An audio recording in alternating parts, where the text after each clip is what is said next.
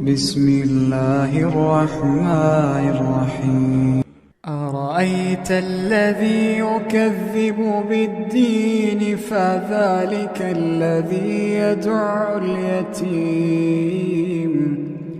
ولا يحض على طعام المسكين فويل للمصلين الذين هم عن صلاتهم ساهون الذين هم يراءون